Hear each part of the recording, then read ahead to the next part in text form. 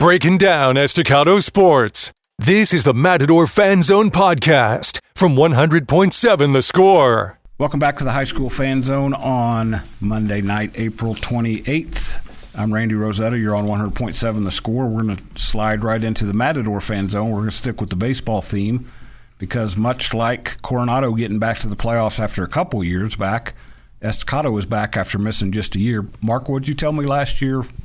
It had been 13 in a row before last year? Oh, no. It was like the year before Hector, maybe? Well, and it was like in the 20s. Former Coronado football coach and Coronado graduate DJ Mann mentioned on, I think, Facebook today that he threw you guys a bouquet, referred to you guys as one of the most consistent programs in LISD through the years. And this goes back to when you were down the road playing at Friendship. Estacado baseball has been in that hunt for a long, long time. So it's good. Welcome back, because it's good to have the Matadors back in the playoffs. It's nice to be back. That was one of our goals earlier in the year about, I don't think we had any other goal except to get back in the playoffs. So, we were riding the kids. The kids believed it. And, they played very well the last week of the season. And I think we talked about it. We had really the last 3 weeks. Yes, we had some games where we kind of gave one, not gave away, but we had a chance to win it. Against Liberty the other night, and they've done a great job. We've talked about, hey, this is an opportunity for us to win 3 or 4, and we'll win 3 or 4. It's an opportunity for us to, we can win 5 out of the 6, and we won 5 out of the last 6. So these kids have done a really good job of bringing to fruition our plan of winning some of these games that we had on the calendar. We'll get them to talk about that in just a second here. I'm going to get your playoff info out there quick, because I almost forgot with Coronado. Matadors are in the 4A Division I playoff bracket. They're playing Brownwood. Estacado's 13-15-1. To me, that's very deceiving. We'll kind of dig into that a little bit because how many close games you guys have played. A couple of them that got away. We talked about that the other night, that 13 and 15 could look much different, but it doesn't matter now because it's 0-0. Against Brownwood, who's also 13 and 15, that is 5 p.m. Friday at Abilene Cooper High School, 1 p.m. Saturday, and then if a third game's needed would be right afterwards. Abilene Cooper, I'm trying to think if I've been to their field. I don't think I have. Is it turfed? It's turf infield, grass outfield. Okay. So one of those weird combination things. Kind of. We want turf, but maybe not all the way. We'll see how it goes. There you go. Darren, I'm going to guess that you don't mind. Is it as big as Liberty played? No, man. Liberty played tiny. I don't know. It depends how the wind blows, I guess. Because you thought Liberty played small? When the wind was blowing that other day, it played. I mean, for us, offensively, it played really small. I'm thinking defensively of how the game against Liberty, how every fly ball was an adventure. So So I mean, you never know in West Texas. It could be a wind blowing in, a 1-0 game, or the wind's blowing out, and it's 14-10 type of game, so you never know out here in West Texas. Well, Darren, Coach just kind of mentioned this. You guys have played a bunch of close games, a bunch of different games. 1-0 against Lakeview the other day to get you to the spot that you're in. Earlier in the week, you lost a game to Liberty 9-8 on that same field that was kind of back and forth. Sorry. How have all these games gotten you guys ready? You didn't win them all, but you won enough. You've done what you needed to do. How have they kind of gotten your skin thickened for this point of the season? I feel like these past 5 out of 6 games that we've won, they've helped us like build more confidence for each other, and like we've been playing as a team together, and it's I guess it's just gonna build on into the playoffs and help us play even better once we get to the playoffs. And you were a football guy. Yes, sir. You were a surprising football guy. Yes, to me, that maybe this academic year, Estacado's kind of doing that. They're doing that. Tony Wagner's team didn't have to do that. They just won from the beginning. Yeah. But you go through these rough stretches early, and then you kind of starts to click in. And just let Landon talk about this. Landon, I want to make sure I have this right. You were in the middle of the whole Leveland thing, correct? Yes, sir, I was. And I think you're a good example, and I think I mentioned this, Coach. Watching you, first of all, you pitched. You got the 1-0 win the other day, correct? Yes, sir. And you've pitched a bunch of huge games since that Leveland thing. Mm-hmm. Yes, sir. You're a great example of turn the page, let's go win the next one. Yes, Why sir. is this team so good at that? All these games I've been pitching, I just had trust in my defense. I trust my guys. Like last year, we didn't have that much confidence like last year, but this year we've all been building up together, and I trust them. I like them. Mark, you mentioned 14 to 10 games. You haven't been a ton of those because you guys have pitched really well in this stretch. Liberty was maybe the one exception. And we talked after the game. You may not see many teams as good or better than Liberty here in the playoffs if you hang around for a while. So that's what has turned things around. You're a former pitcher, correct? So I think you get a little bit of credit for that. What's done? Why have you guys thrown so well down the stretch? We've kind of hammered strike zone, bottom half of the strike zone. And as much as we push it, I got to give credit to all the pitchers because they're an extension of what we call defensively, whether it's first and third or a pitch here or a pitch there. They've been able to execute everything that we want during the games. We'll come back after this break and talk more about Estacado baseball back in the playoffs after missing the year. This is Randy Rosetta on 100.7 The Score, the Matador Fan Zone. Diving headfirst into Estacado athletics. You're listening to the Matador Fan Zone on 100.7 The Score and the 100.7 The Score mobile app.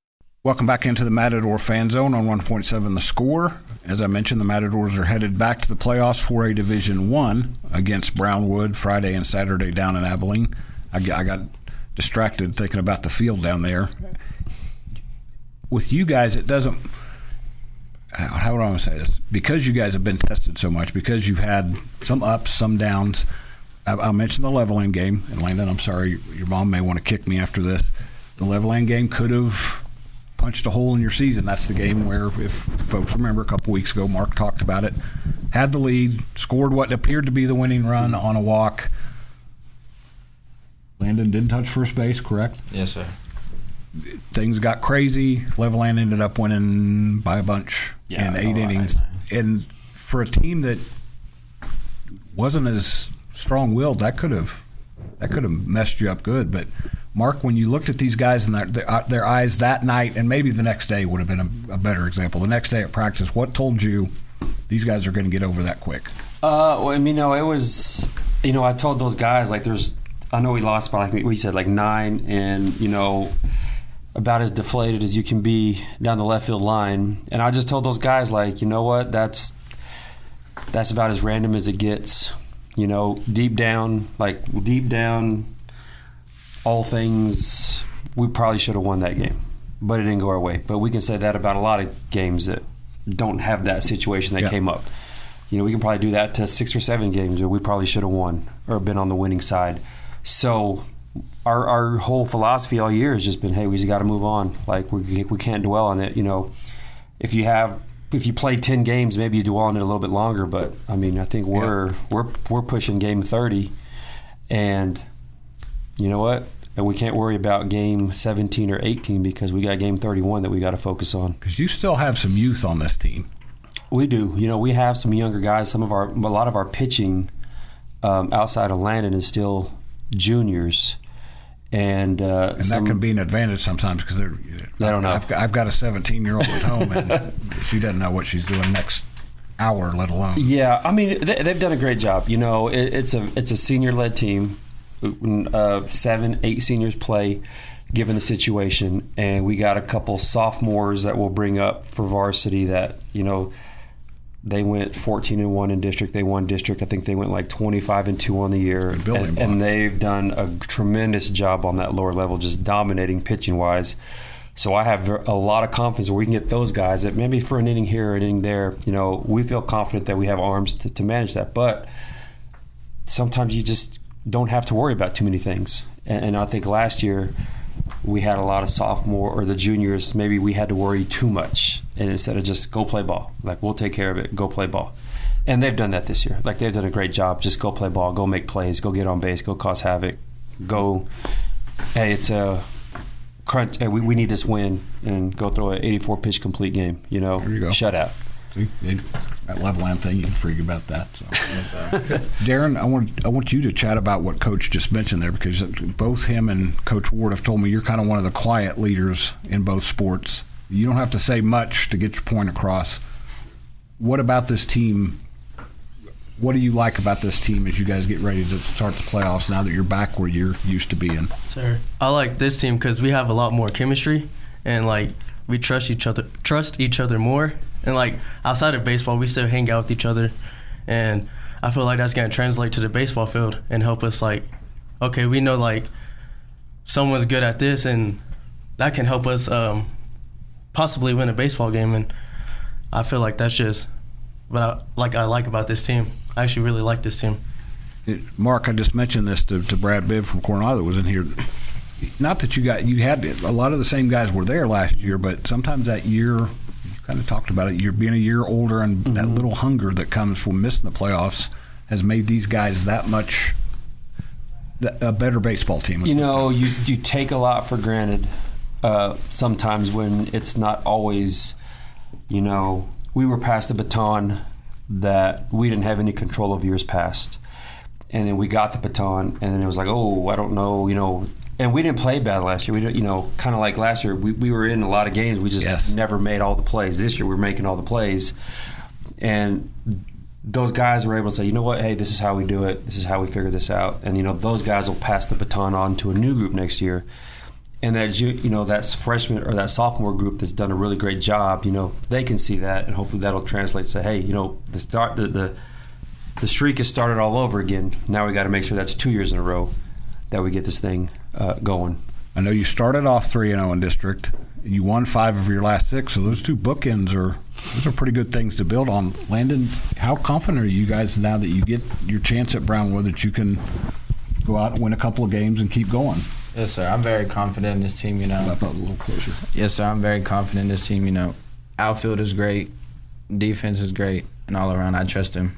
Whoever's on the mound, we have defense, so I'm not worried about too much. This is going to sound weird, but I think winning a 1-0 game going into the playoffs is a great confidence booster, because now you know we can do that, because that's so rare in high school baseball. Well, the conditions were not a hitters. It wasn't hitters conditions on Saturday, but you know, we tell the guys, like, if it's wind blowing out, wind blowing in, you know, we still got to find ways to make plays. And you know, like Landon said, I mean, great job defensively. You know, I think Darren made a couple plays in the outfield. Infield did great. You know, everyone did everything they needed to do. So it's one of those deals where we know we can do it. It's just execution. And to make it clear, that game was meaningful to Lakeview, because it was you two playing for numbers 1 and 2 seeds. Yes. So it wasn't a playoff game, but I'm get the sense that maybe it had the feel of one for both teams. It did. You know, it was really intense. You know, we kind of were we talked about it. We were in the same boat as we were that first game, to where we had a ton of runners on. We'd get to second, get to third, and we couldn't get the hit. Or we got the hit, but nobody was on. Or it was just kind of a microcosm of we had one but not the other. So I'm proud of our guys for still, you know, putting goose eggs up defensively. And offensively, it was just like a matter of time. We were, towards the end, we kind of chased the pitcher. Got a hit off the other pitcher. We were able to move some runners around, and then, you know, we got lucky, pass ball, and, you know, we'll take it. What's the quote about making your own luck? Sometimes that's what it takes. So this got to be a real quick answer, Darren. It can be yes or no. I think one difference between this baseball team and the football team is, with all due respect to your football opponents, I don't know that you guys got tested that much in district. When you got to the playoffs, you had to kind of learn what that was about. This team's very well tested. Is this a team you think can play for a while? Yes, sir. I really do think we could play for a while. Well, they get a chance to get that started Friday on the road at Abilene Cooper against Brownwood. We're coming up on a break. We'll be back in the Westerner Fan Zone on 100.7 The Score.